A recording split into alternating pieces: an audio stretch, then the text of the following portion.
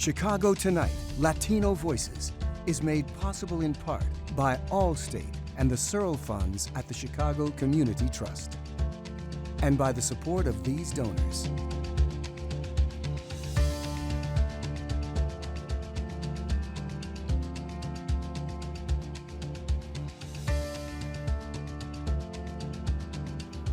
Good evening y bienvenidos to Chicago Tonight, Latino Voices. I'm Alex Hernandez of Univision Chicago Primera Hora, which airs every weekday morning at 5 and 6. Thank you for sharing part of your weekend with us. On the show tonight, how inflation is deflating the savings of Latino families and what you can do about it. Chicago Public Schools is losing students at an alarming rate. We take a look at why with the authors of a new study. A family-owned hardware store that has been a fixture in Pilsen for decades gets ready to hand over the keys to the next generation. I say if you can walk, you got rhythm. And there's no such thing as having two left feet at the Chicago International Salsa Congress. The dance festival is bringing Afro-Latin flavor to Chicago this weekend. First off tonight, if you're selling, Latinos are buying. That's a conclusion of a market report done by the company Claritas. The report pegs the cumulative lifetime spending of the average Latino household a little over $2.5 million. But as record high inflation impacts every American's wallet, Latino spending patterns mean they could be feeling the pinch even more. According to the same report, on an annual basis, Latinos spent $2,300 on apparel. That's 5% more than the average U.S. household. $4,700 on groceries. That's about 1.4% more than the average, and 17% more on home cleaning products. Joining us now to talk about the impact inflation is having on families' finances are Antonio Alba, a financial advisor with Northwestern Mutual, and Jaime Dominguez, political science professor at Northwestern University. Thank you both for joining us today, and I want to start with you, Jaime. Are there any qualities to how Latino families spend that is making inflation better or worse for them? Yes, absolutely. First and foremost, traditionally, Latino families have normally as a multi-member household, so you have multiple wage earners in the house. And so in terms of just neutralizing the impact of the pandemic, I think they were able to neutralize that by being able to kind of pull their resources together to help pay for costs such as electricity, rent, water, etc. So on that front, they're able to at least kind of neutralize the impact. However, at the same time, this pandemic has been going on for a long time. So this habit or it's just very difficult to kind of sustain in the long term, just because the prices continue to go up.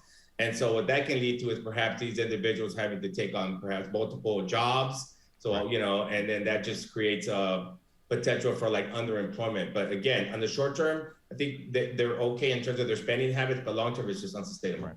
Which a lot of families were already doing, trying to catch up. A lot of families lost their jobs, so they were already in a pickle, and now with the inflation, so things are getting tougher for them. Antonio, what are some tips that you have for families to save money during this time? That's a great question. I think the first thing to understand is the financial vehicles that are out there. There's so much information via Google, Instagram. We cannot go over what to start, right? I think it's important to talk to a financial professional that can guide you what to do based on your goals, right? The only problem with that is Latinos, we don't know what a financial advisor is, right? One, because we don't know how they can help us. Growing up, Latinos are taught to save cash. If you can't pay for things, put it in cash. Right. The problem with cash is the value of cash stays the same, but inflation goes year by year. So a lot of vehicles are out there that can have your money work for you versus you working hard for your money. So again, talking to a financial professional can help you understand how can you combat inflation, especially today during these times. Jaime, are the industries Latino workers are highly represented, particularly susceptible to inflation? Absolutely. We know just looking at statistics that Latinos are disproportionately concentrated in the service industry. That's the industry that has taken the most hit. And so that obviously has had an effect on them because, although Latinos, for example, account for almost 18% of the workforce, they're overrepresented in the service industry. I believe they make up almost 27% of the service-related occupations. If you just look at cooks, they're almost 40%. And so, you definitely, you're seeing that impact. And so, it also doesn't help that in these occupations, these are low wage earners, they don't have a lot of benefits, so they're just more susceptible, they're more vulnerable. And so, definitely that's an industry that has definitely hit them. And also, because of the low wages, as I mentioned just a few minutes ago, sometimes these individuals then have to essentially seek higher part-time jobs. So they're taking on multiple jobs. And again, that can lead to underemployment. And if we just look at just the unemployment numbers overall, Latinos have been hit the hardest. If you just look at, pre-pandemic levels, the unemployment rate for Latinos today is actually far and above that. And if we just look at it through gender, Latina women have actually suffered the most, where I believe that according to the Bureau of Labor in 2021, Latinas made up the largest percentage of unemployment by almost 20%.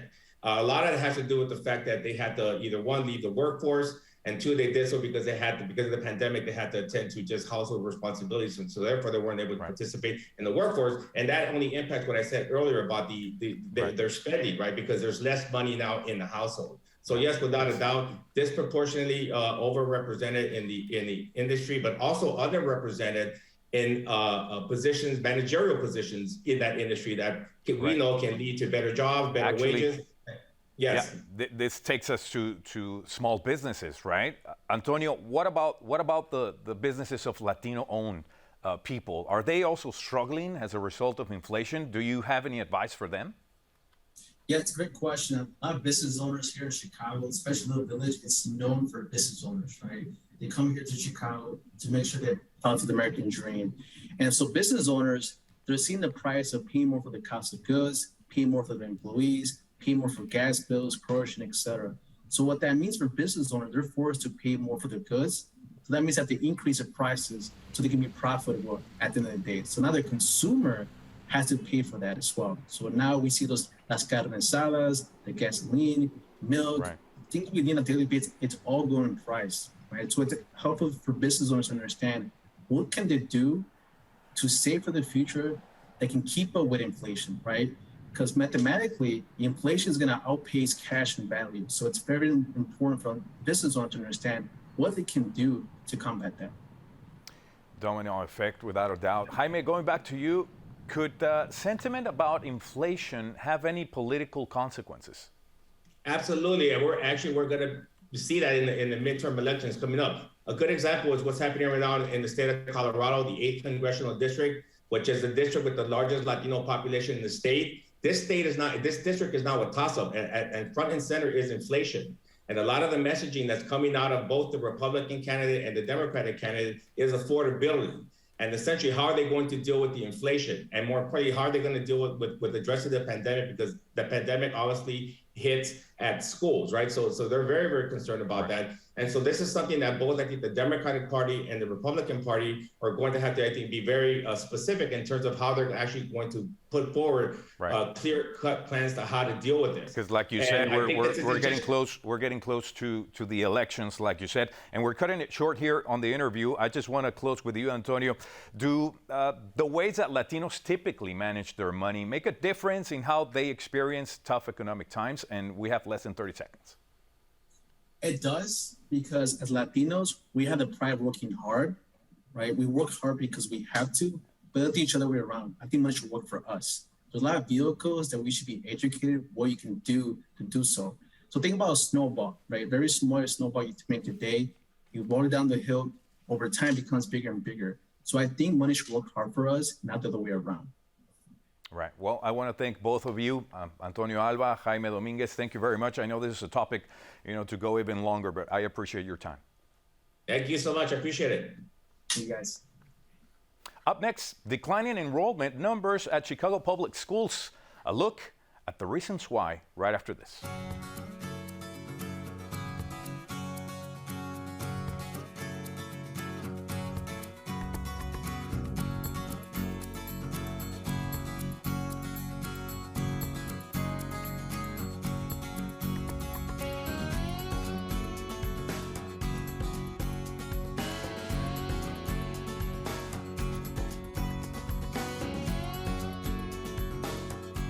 In the last 20 years, the Chicago public school system has lost more than 100,000 students, with 40,000 leaving the system in the last 5 years. Today, enrollment stands at just over 330,000, making it the third largest public school system in the nation. For now, the education advocacy group Kids First Chicago conducted a study digging into the root causes of the enrollment drop.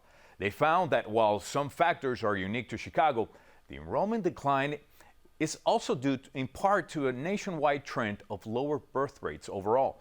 Joining us now to talk about the study's findings is Daniel Anello, CEO of Kids First Chicago. Daniel, thank you for joining us today. Americans are simply having fewer kids. How much is the birth rate decline a factor in the CPS enrollment decline? So thank you, Alex, for having me on. The birth rate piece is really part of a puzzle. I don't think that there's concrete enough data to say what percentage it is in aggregate, but when you look at birth rates in 2009, for example, compared to 2019, just in the Chicago area, there were 44,000 births in 2009. And in 2019, just 10 years later, there's 33,000. And so that means 11,000 less school-age children for the city of Chicago. And for CPS, which gets about 80% of those students, that's a pretty significant decline when you think about that year over year at every single grade level. So it is a pretty significant piece of this. But there's also other factors, including out-migration of certain specific populations that subscribe at high rates to Chicago public schools, as well as just, people moving around the city and choosing other options. Right. Well, we also spoke with Michelle Bautista, who has 2 children in a CPS elementary school. Here's some of what she had to say about why she believes families are leaving CPS. Let's listen. I think Chicago makes it difficult to raise children. I think that if you are coming in a certain income bracket, it is easier. If you are coming in on a lower income bracket, I think that's where we're losing folks. And I think a lot of families who are Black and Brown have had to go to the outskirts of the city for affordable housing and had to travel farther. And I think that's where we're losing a lot of enrollment. Where are these families going? Is CPS a factor in people choosing to leave the city? So, for us, this was really about level setting, because that was the very question that kept coming up.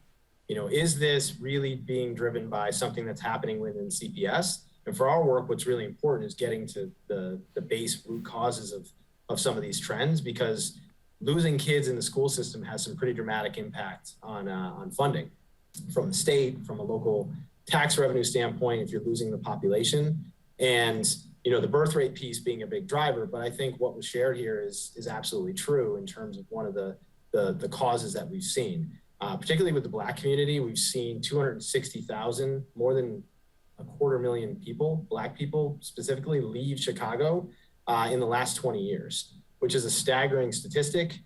They used to be the largest population. They're now the 3rd largest population demographically. And also aligned with what she's sharing, I think if you look at specific communities, and when we zeroed in on the Latinx population, what we saw was, there's a number of factors driving that, including birth rates falling, which we talked about, including a slowing of in-migration of the largest population of the Latinx population, which are Mexican, folks with Mexican heritage. But one of the big drivers has been gentrification. And if you look at specific neighborhoods, particularly for Chicago public schools, the Pilsen Little Village region, which is an area that the population is predominantly Latino, and they're predominantly subscribers to Chicago public schools. 80%, 85% plus of the families there send their kids to schools at Chicago public schools. And the decline in that region, literally they've lost 1 in 5 students in the last 5 years. And so, yeah, go ahead. No, I was going to ask you, what would the continued enrollment decline potentially mean for CPS? So I think from a financial standpoint, it's a pretty significant hit from the state funding. The potential there is that the less kids you have, the less resources you have coming into the school system. And then because it's a more macro trend where population trends are changing and we're losing population in specific communities, it just means the tax base is not there to fund the schools. And so how that plays out in the classroom and in the school varies. But at the end of the day, there's less resources going to kids. and our school system as a whole has a shrinking budget. Right. What about teachers? Is they're also suffering from job safety? Is this also impacting them? So at this point, that hasn't been something that I think has emerged, but as we think about the scale of the district, I think that's something that we have to think about. Okay. But you know what the answers are, the solutions to this. That's for our organization. We really think that resides with parents and understanding what are some of the things that they think need to happen, and that's really kind of the next phase of our analysis will be to go have those conversations. Right. Let's listen to Michelle Bautista again on the importance of strong neighborhood schools. The standard should be a strong neighborhood school.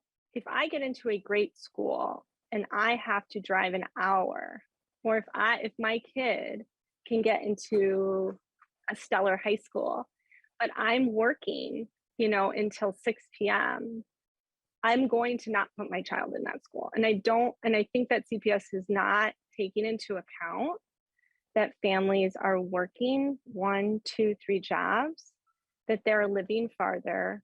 It's really affecting quality of life. And no wonder parents don't want to have more because it's making it more difficult.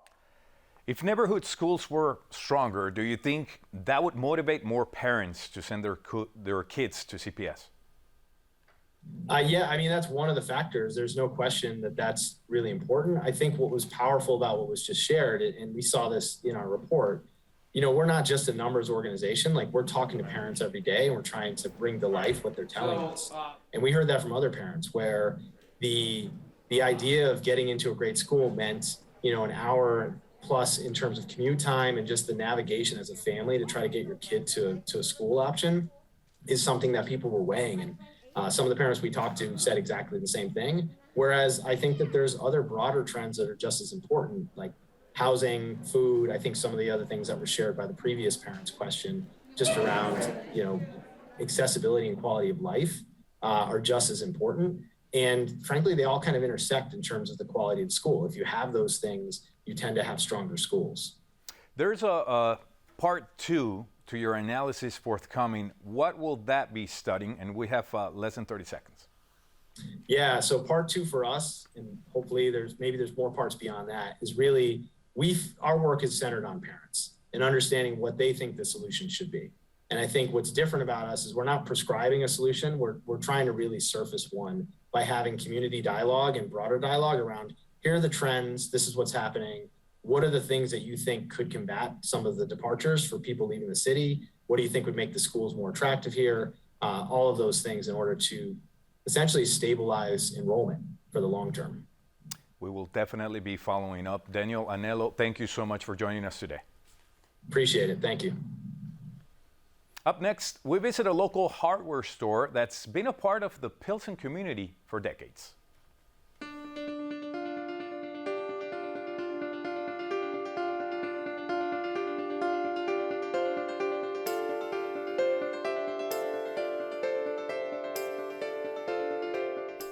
Throughout most of the city's history, family-owned hardware stores have been anchored in just about every neighborhood in Chicago. But over time, competition from big box stores and a lack of successors to take over the family business have forced many to close their doors. Now, the owner of a longtime fixture on 18th Street is nailing down plans to ensure his store has a different fate. Producer Erika Gunderson stopped in to meet the 2 generations behind the counter at Alvarez Hardware. Ahí tienes, muchas gracias. I tell my grandson, you know, you have to be a part of the community. They have to know who you are. You have to treat each and every one with respect. People, if you walk around Pilsen and like they see him, your people will be like, hey, Mr. Alvarez, they'll salute him. Giving people the service is my passion. I like to be with people and talk to the people and give service to the people, yeah. Over the last few decades, just about everything in Pilsen has been touched by change. But in that time, The face behind the counter at Alvarez Hardware has always been the same. Okay, gracias. Rodolfo Alvarez's jam-packed 18th Street store has been the place to go for Pilsen residents looking for a new shovel or pipe fitting since he bought the business from his father-in-law in the 1980s. I didn't know nothing about hardware business. Alvarez says in the early days of running the shop, the finances were a bit touch and go. I used to run to the suppliers 4 or 5 times a day because I could not buy, let's say, a box of elbows or nipples or whatever. You know, I used to buy 5 pieces at a time, 6 pieces here and there. And then when I come, my wife says, "They're gone, go back, here's the money." It was a struggle, but it paid off. But over those first few years, he says the community taught him what it needed from its local hardware store. I learned what to get and sell our people.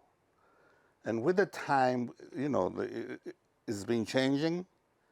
So now we sell a little bit of different merchandise according to the clientele and times. At Alvarez Hardware, this washer costs 18 cents. But with that 18 cents, you're also getting 40 years of know-how. And that's what Mr. Alvarez says keeps people coming back. We have customers that move out from the neighborhood, and they go to suburbs, out south, out west, up north. They still come back because they know for a fact that we'll take the time to explain things to them well. Now, Rodolfo Alvarez is teaching his grandson Julian the softer side of the hardware business. We don't pay for daycares. This was a daycare for me. So I grew up here. Every Saturday morning, we'll wake up early, go for the merchandise and bring it and mark it up. I will ask questions like, what does that do? What's this used for? Why do people come for that?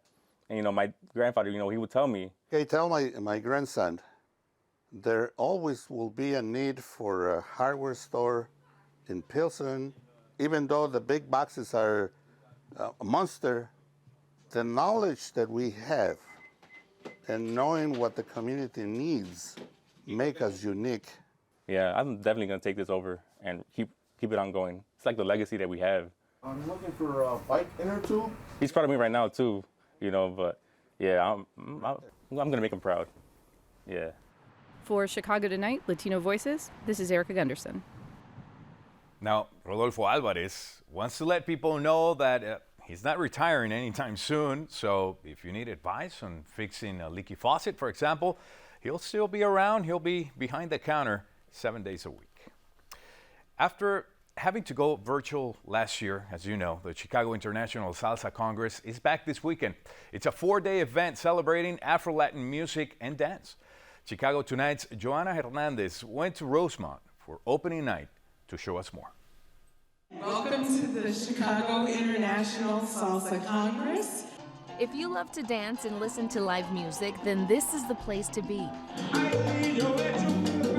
2, 3, 5, 6, 7, smile, guys. The 21st Annual Chicago International Salsa Congress has kicked off.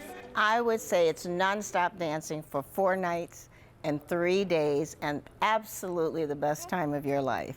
The founders, Rosita and Saladin Alamin, have been running this event for 21 years. What I love about it is seeing the constant new renewal of dancers that come and enjoy the culture and share their talent with us. 5, 6, 7, 1. It's a dance festival celebrating the sounds and beats of Afro-Latin music. Professional dancers and musicians from around the world come together for an explosion of culture.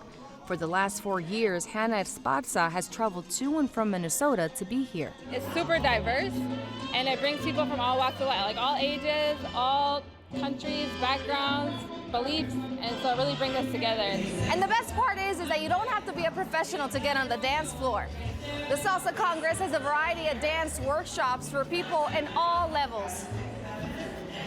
1, 2, 3, 4. Dancing is good exercise. It's good for the mind. It's good for the body. Myrna Bromley attended her first Salsa Congress 7 years ago and says she fell in love with it and wanted to get involved.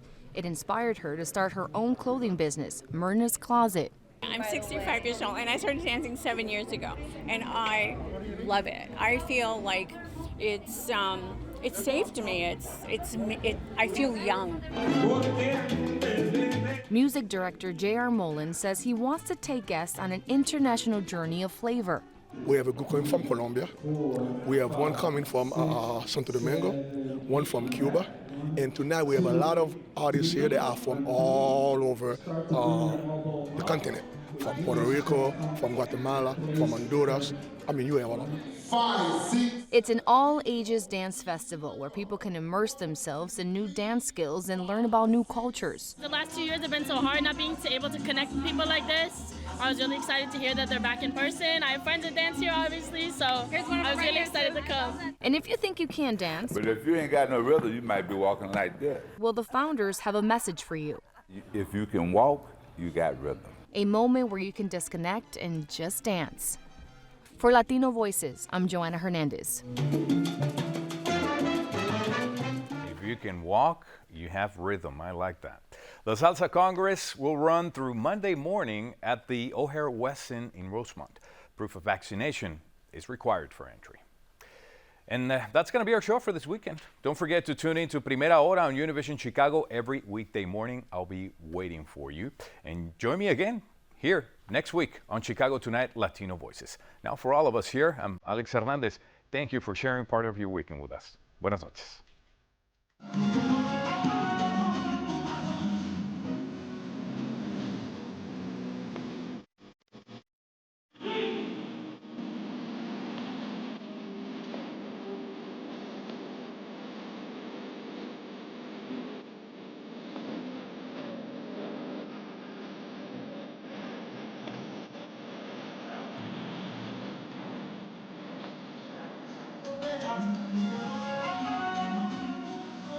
Closed captioning is made possible by Robert A. Clifford and Clifford Law Offices, a Chicago personal injury and wrongful death firm that supports free educational initiatives in the legal profession.